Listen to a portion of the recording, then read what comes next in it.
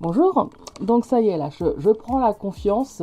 Aujourd'hui j'ai décidé d'essayer de me filmer en train de réaliser un dessin au feutre à alcool. Tadam. Donc je vais faire ça en plusieurs parties. Toujours cette histoire de temps qui me manque, n'est-ce pas? Donc c'est parti.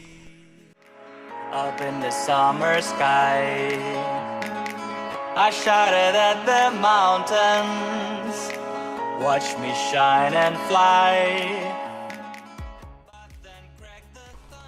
On commence par le début du début du début, donc le sketch, qui peut prendre un temps fou, mine de rien.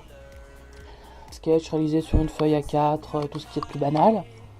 On passe ensuite à la phase de l'ancrage via une table lumineuse. J'ai décidé que je ferai une vidéo sur ça aussi un peu plus tard.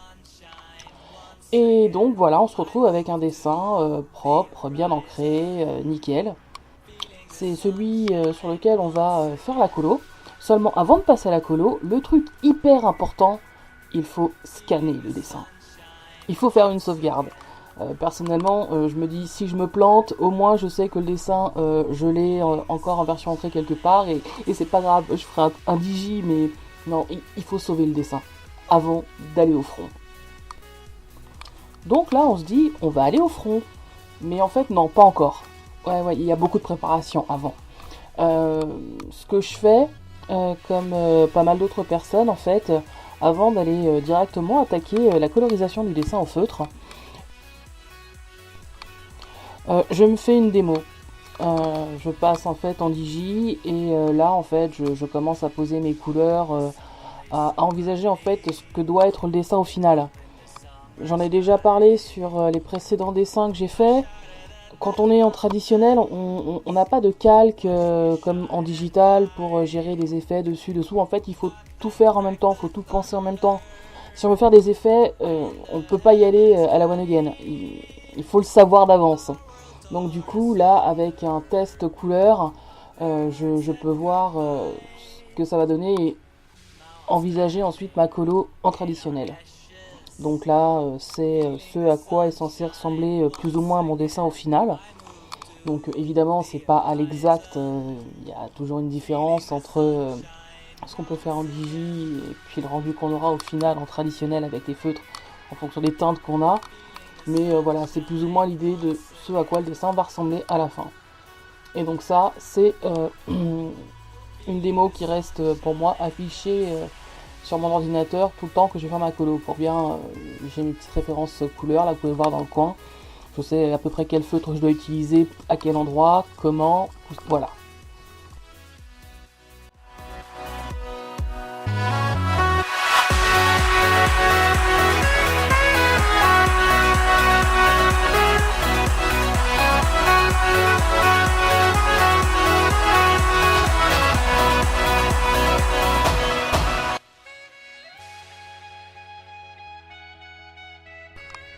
Ça y est, on attaque le dessin. Et en fait, ça n'a rien d'épique du tout. On étale ses couleurs. Donc moi, là sur ce dessin, je vais me poser une couleur de fond, n'est-ce pas? Donc je fais ma couleur de fond. C'est long.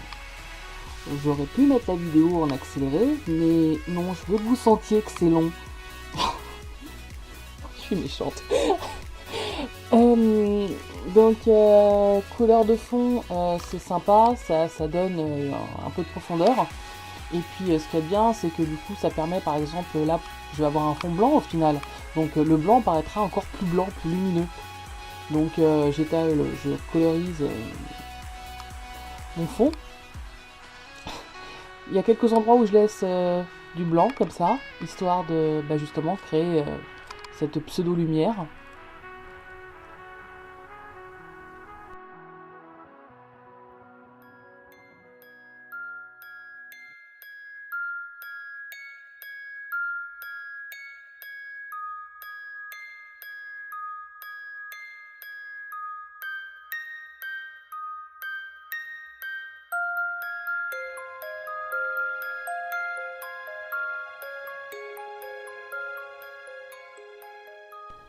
Bon, ok, d'accord, je vais pas vous faire tout le dessin comme ça, je vais pas être si méchante, donc on va se faire un petit saut dans le temps.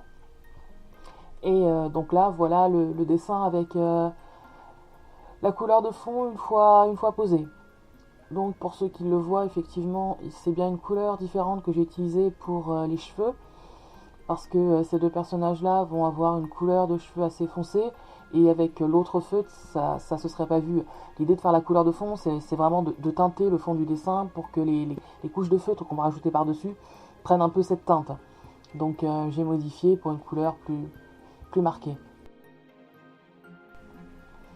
Donc ça, c'est mon petit dada, c'est la feuille test.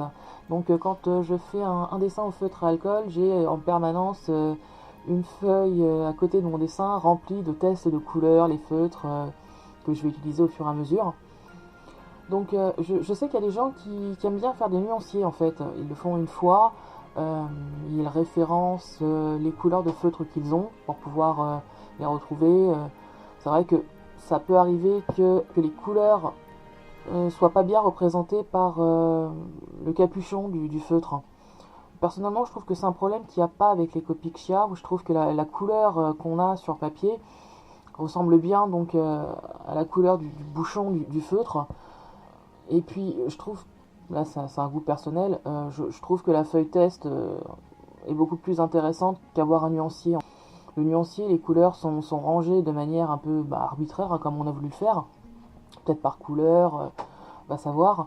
Dans un dessin, le but c'est de marier les couleurs, donc c'est mieux de pouvoir tester sur une feuille les couleurs les unes à côté des autres. Ah bah tiens, donc là j'ai utilisé un rouge, là je vais avoir besoin de bleu, ce bleu là va mieux, je vais en tester 2-3 à côté pour voir ce que ça donne. Dans un nuancier, on n'a pas cette possibilité de juxtaposer les couleurs en fait. On voit la couleur pure ce qu'elle est, mais on peut pas jauger si celle-là à côté de celle-là, ça rend bien, si on aime bien ou pas quoi. Donc la feuille test, je trouve que c'est beaucoup plus sympa. Et puis bon voilà, je veux dire, quand à la fin on a cette petite feuille pleine de toutes les couleurs, des essais qu'on a fait et tout, on se dit putain, on a bien bossé quoi.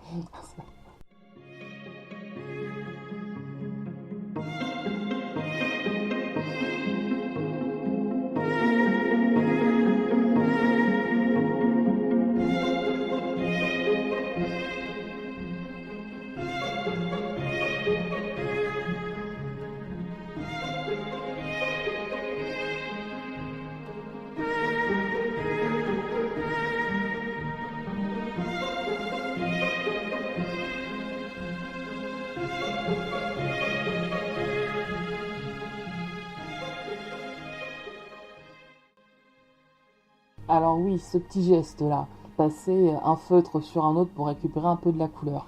Je sais pas qu'il en est maintenant, mais je me souviens il y a quelques années, je connaissais quelqu'un qui avait fait une vidéo et montrait ce petit geste. Et cette personne s'était fait incendier du genre sacrilège, blablabla, bla bla, ça se fait pas. Les nazis du feutre. J'ai juste envie de dire, fuck. Si on peut mélanger les couleurs sur papier, pourquoi on pourrait pas les mélanger entre feutres? C'est pas un mariage incestueux du tout. Ça donne un effet autre que de faire le mélange directement sur papier. On teinte juste un petit peu le feutre qu'on veut utiliser avec couleur plus foncée. C'est très pratique quand on veut faire vraiment un tout petit dégradé, vraiment juste une touche quoi. La couleur se dilue très vite. C'est pas un effet qu'on peut obtenir, qu'on peut faire avec un Pro Marker par exemple qui a une très grosse pointe.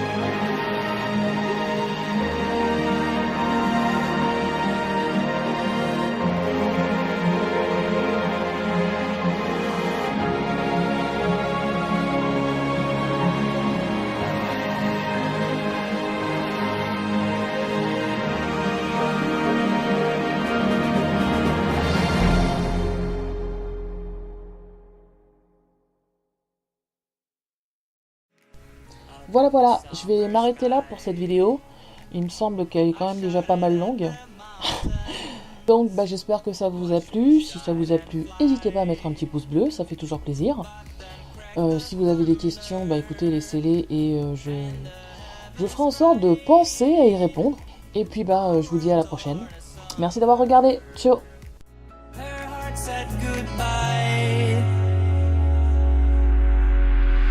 Now I'm standing in our ashes, feeling the sunshine once again. I move to the horizon, feeling the sunshine once again. Feeling the sunshine